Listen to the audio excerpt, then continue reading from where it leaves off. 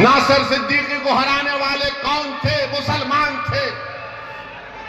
धूलिया से जहां पर मजलिस का एमएलए था, फारूक शाह को हराने वाले कौन थे? हमारे सफों में वो मीर जाफर और मीर सादिक के एजेंट छुपे हुए। वो दोबारा मुस्तफाबाद को भी आएंगे, आकर तुमसे कहेंगे मैं तुमको कह रहा हूं। किसी शायर ने बड़ा अच्छा कहा था, वो शेर याद आ रहा है। क्या कहा था शायर ने? वाकिफ नहीं है जो लोग सफर के उसूल से, वाकिफ नहीं है जो लोग सफर के उसूल से, साये की भीख मांग रहे बबूल से। ये वो लोग हैं आकर वही सेकुलरिज्म का पुराना राग लगाएंगे। रे कहां का सेकुलरिज्म है बताओ? ये सेकुलरिज्म है कि केजरीवाल को बेल मिल जाती है और दूसरों को नहीं मिलती। कौन सा सेकुलरिज्म है बताओ ये? मेरे अजीज दोस्तों और बुजुर्गों, मेरी आप सदैवन गुजारिश है कि मुत्तहिदा तौर पर अपने वोट का इस्तेमाल करिए। डरने और घबराने की जरूरत नहीं है। अब हमारे जाने के बाद मजलिस के उम्मीदवार का जलसा हो चुका, तो लोग आके बोलेंगे देखो बीजेपी को रोकना है, यकीनन रोकना है। कोई आकर अगर ये कहेगा कि देखो अपने बच्चों को समझाओ वरना गब्बर सिंह आ जाएगा, तो मैं उनसे कहूंगा कि आप उनको जवाब दीजिए कि अब हम सोने वाले नहीं हैं, अब हम जाग चुके हैं, अब हम नहीं सोएंगे। तुम 75 साल के हमको ये झूठे सेकुलरिज्म की अफीम हमको चका चका कर तुमने हमको सुला दिया। अब हम जागने वाले हैं। जो लोग हमसे कह रहे हैं कि देखो खामोश हो जाओ, सो जाओ, उनसे कहो कि हमारे दरमियान में एक पागल असद आया है जो हमारा शेर है, हमको जागने की आदत डाल चुका है। अब हम जागेंगे, सोएंगे नहीं। अब हम होशमंदी से अपने वोट का इस्तेमाल करेंगे। मेरे अजीज दोस्तों और बुजुर्गों, आपकी आवाज आपके हाथ में है, आपकी आवाज आपके हाथ में है। अगर हमारी इस बहन की ये जज्बाती बातें जो ताहिर हुसैन की वाइफ ने, उनकी बेगम ने आपके सामने कही, थोड़ी देर के लिए ये भी सोचिए कि हमारे हर घर की कहानी है, ये हमारे हर घर की कहानी है। मेरे भाई, इज्जत की जिंदगी अगर गुजारना है तो सिर्फ नारों से हम इज्जत की जिंदगी नहीं गुजार सकते।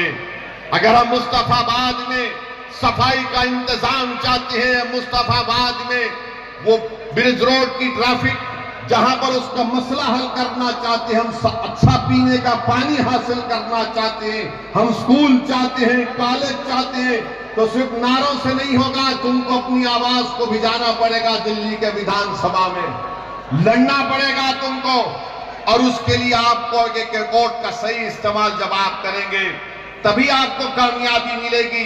वरना सिर्फ हम वोट डालने वाले बनकर रह गए, हम वोट लेने वाले नहीं बन सके। वोट हासिल करो, और कैसे हासिल करेंगे? जब आप मजलिस के हक में अपने वोट का इस्तेमाल करेंगे। लोग बहुत सी बातें करेंगे, ये नहीं होने वाला है, ये फुला होने का ऐसा होगा। मेरे अजीज दोस्तों और बुजुर्गों, क्या क्या आपने देखा? मुझे यहां पर यह बताया गया, बल्कि सच्चाई है, दिल्ली में वो फसाद हुआ, 2022 का प्रोग्राम हुआ। यहां का मुख्यमंत्री अगर मरने वालों को 1 करोड़ देता है, गवर्नमेंट की नौकरी देता है, तो दूसरे भी तो मरे। उनको क्यों नहीं दिया तुमने गवर्नमेंट की नौकरी और पैसे? अरे तुम फिरका परस्त हो केजरीवाल, भारत में तुमसे बड़ा कोई फिरका परस्त नहीं हो सकता है। नरेंद्र मोदी का अगर कोई हकीकी भाई है, नरेंद्र मोदी का अगर कोई हकीकी भाई है तो उसका नाम केजरीवाल है, याद रखो आप। सिक्के के 2 रुख हैं ये, सिक्के के 2 रुख हैं ये। अरे फसाद में सब मरे, मरने वाले मासूम थे, तो तुम सबको देना था गवर्नमेंट की नौकरी और एक्स ग्रेशिया, मगर नहीं दिए, नहीं दिए। मैंने उस वक्त भी कहा कौन है बताओ, जब ये कोविड लगा था तो तबलीगी जमात पर झूठा इल्जाम लगाने वाला कौन था? यही केजरीवाल था। सुपर स्प्रेडर का नाम दिया था। बड़ी बड़ी बातें करते हैं, हम ये स्कूल बनाए, हम फुला किए। अरे मुस्तफाबाद को और केजरीवाल मेरे साथ चल के बताओ तुमने क्या काम किया, मैं दिखाऊंगा तुमको। यहां पर आएंगे, मुसलमानों के दरमियान में आएंगे तो बोलेंगे देखो आपकी जिंदगी को हम बचा रहे हैं, और हमारे हिंदू भाइयों के इलाकों में जाएंगे तो बोलेंगे देखो हमने ये अस्पताल बनाया, ये स्कूल बनाया। क्यों अस्पताल स्कूल यहां पर क्यों नहीं बना? मेरे अजीज दोस्तों और बुजुर्गों, जो लोग चमचागिरी करते हैं, जो लोग चापलूसी करते हैं, जो अपने ईमान को अगियारों की चौखट पर बेच देते हैं, गिरवी रख देते हैं, वो कभी भी अवाम की आवाज नहीं बन सकते। मेरी इस बात को याद रखो, आप कभी भी कुछ नहीं कर पाते। क्या क्या नहीं हो रहा है। मुझे यहां पर हमारे शोएब जामाई साहब बताए कि कचरे का कितना बड़ा मसला है, कितना बड़ा मसला है। और जब ये केजरीवाल मुख्यमंत्री बने तो पब्लिसिटी के लिए 1 रुपया खर्चा होता था।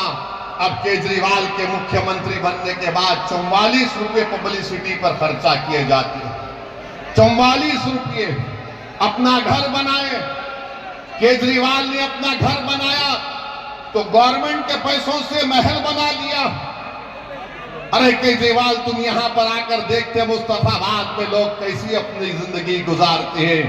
मेरे अजीज दोस्तों और बुजुर्गों, नेशनल ग्रीन ट्राइब्यूनल ने दिल्ली हुकूमत पर 900 करोड़ रुपए का उनका कहा कि कंपनसेशन दो, मगर ओखला, गाजीपुर, फलसावा में जो कचरे के पहाड़ बन रहे हैं, ऐसा लगता है कि जूनागढ़ के गिरनार से भी लंबे पहाड़ कचरे के बन रहे हैं।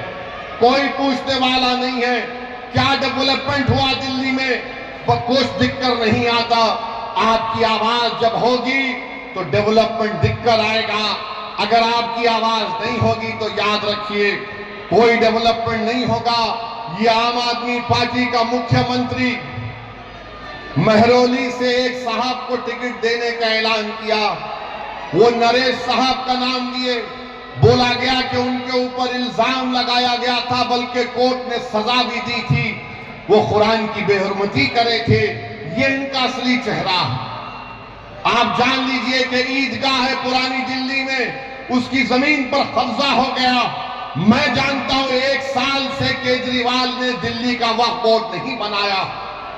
तुम नहीं बनाए तो मोदी ने एक ऑफिसर का तकर्रुर कर दिया। ईदगाह की जमीन पे कब्जा हो गया, क्यों नहीं बनाया तुमने 1 साल से दिल्ली का वक्फ बोर्ड? किसने रोका था तुमको? मगर नहीं बनाया इसलिए ताकि कब्जे हो जाए, ताकि कोई कुछ कर ले। मेरे अजीज दोस्तों और बुजुर्गों, हम आपसे अपील कर रहे हैं कि मुत्तहदा तौर पर अपने वोट का इस्तेमाल करिए। अगर आप फिर उसी चक्कर में फंस जाएंगे कि नहीं नहीं कुछ हो जाएगा, अरे अब क्या बचा है मुझे बताओ, अब क्या बचा है तुम्हारे पास? अब तो यहां से उठने की बात आपको हमको करना है। भारत के वजीर आजम कहती हैं कि वक्फ संविधान में वक्फ नहीं है। प्रधानमंत्री के पास यकीनन एंटायर पॉलिटिकल साइंस की एमए की डिग्री है, मगर नरेंद्र मोदी ने संविधान को पढ़ा नहीं कभी भी। अगर पढ़े होते तो आर्टिकल 26 को जब पढ़ते तो उनको मालूम हो जाता आर्टिकल 26 में वक्फ है। प्रधानमंत्री बोलते हैं यूसीसी को लागू करेंगे। अरे प्रधानमंत्री, हिंदू अनडिवाइडेड फैमिली के टैक्स रिबेट तुम खत्म करो।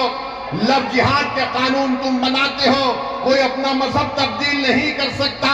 और आजकल बीजेपी तो बाबा साहेब अम्बेडकर के बारे में अनाप शनाप बक रही है।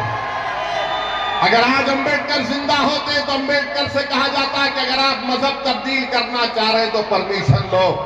वक्फ की जायदादों को छीनने की कोशिश बीजेपी कर रही और दिल्ली में 1 साल से वक्फ बोर्ड नहीं बनाया जाता। बहरहाल मेरी आप तमाम से अपील है कि आप मजलिस की तायीद करिए। पिछले बार भी आपने मजलिस के उम्मीदवारों की तायीद की, हमको कामयाबी नहीं मिली, मगर हमारे हौसले बुलंद हैं, हम कभी मायूस नहीं हो सकते। मेरा काम लड़ना है, मेरा काम अवाम के दरमियान में जाकर अपनी पार्टी की बात को आपके सामने रखना है। मेरा काम, इम्तियाज जलील का काम यह है कि भारत की पार्लियामेंट में हम आवाम के मसाइल को उठाते हैं।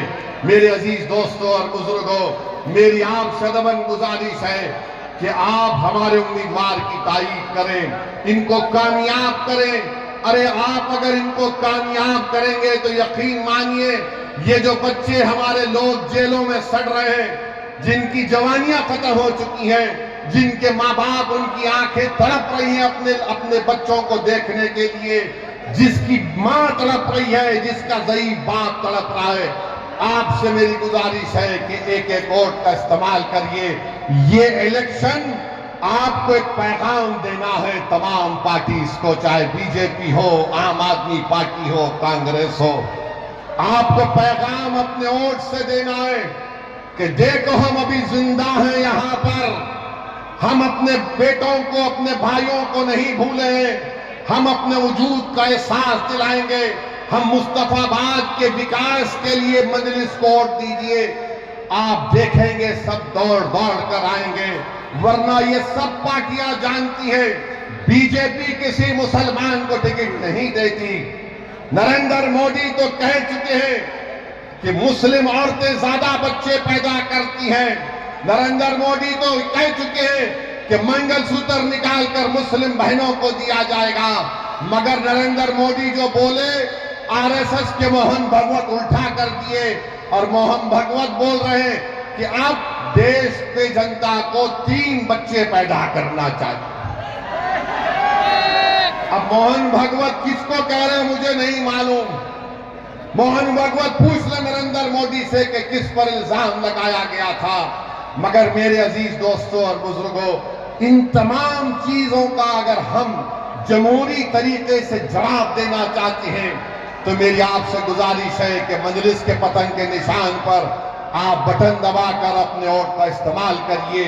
यकीनन बीजेपी को रोकना है, मगर मैं कोई कूली नहीं हूं सेकुलरिज्म का कि मैं 75 साल से मैं ही इस फर्ज को निभा रहा हूं। हम कब तक इस बोझ को उठाएंगे बताओ? कब तक हम उठाएंगे? हमारी मस्जिदों पर हमला हो रहा है। संभल में गोली मार दी गई, 5 मासूम बच्चों पर सीने पर गोली मारकर उनको खत्म कर दिया गया। 500 साल के बाद मुझसे कहा जा रहा है बताओ ये तुम्हारी मस्जिद है या नहीं।